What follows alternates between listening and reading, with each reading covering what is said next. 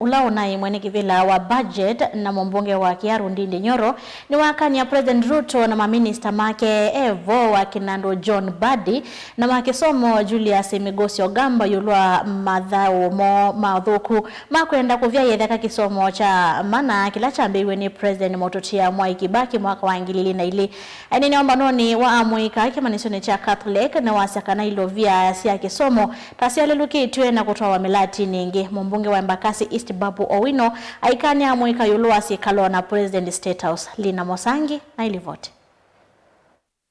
Ayumbe amone na watongweso ni MP wa Kiaru Ndindi Nyoro na ulona imwene kivila wa kamiti ya budget ni matula mutemu usumbe William Ruto mwamba na minister wa kisomo ondumana munyanya wa Kinando kwa kila yumbe ame uweta serikali taikwendo tamba icha kisomo chamana na kila kiambiso ni musumbe Mototia Mwai Kibaki mwakani wa ngilili na ili.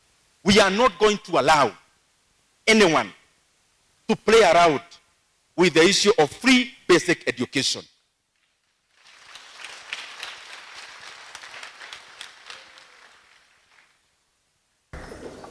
Economies are built by people.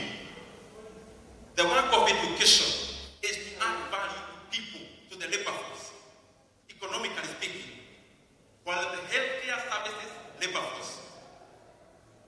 Education adds value to the labor force, who are the people. Ayumbe amo weta Kenya tamakuite moyo moita wa garama ya yulu ya mikalile na kanati haki kuongelwa mkuu wa kuivandevisa kisomo kia sekondari na kia skulu wa musingi ondumana kuwa makunengane help kuya manyiwa maimanyisio siya yulu watauma watula muti serikali kwa kuidwa idhito yuto isa miradi itena uteidho kuimwenenzi maudhingirila kisomo ta chailo nengwa oito. The national treasury and the government stop those renovations you are doing in big offices.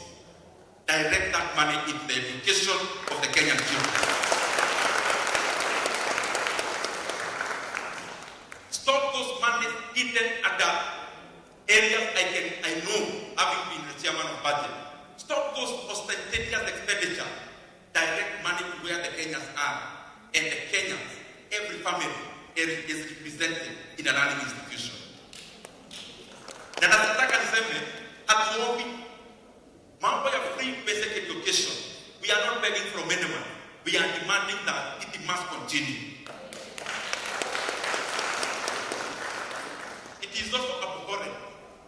Ati tunaona watu wanasema ati examinations wazazi watakuwa wanalipa pesa ya exams. We want to tell them, here as an MP, parents will not pay for examinations. Kenya has always afforded to fund free basic education. Kenya has always afforded. Na uyovo ayumbe animenda manyiwa maimanyisio siya yulu kutetea Kinando cha help kwa kutoa isemi ya tianio ilovia isemi onengano ni serikali ya kati. This issue of maandamano did not start yesterday.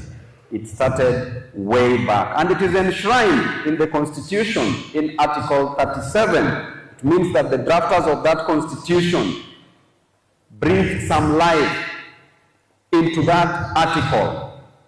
And that article shows that you are expressing your grievance. Nowadays, help is delayed. Student leaders do nothing about it.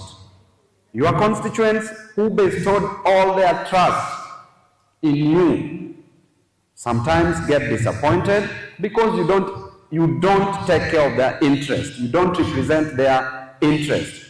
I see student leaders every day in State House, every day with big people in quotes in government. You are bigger than those people. As a student leader, you are bigger than those people.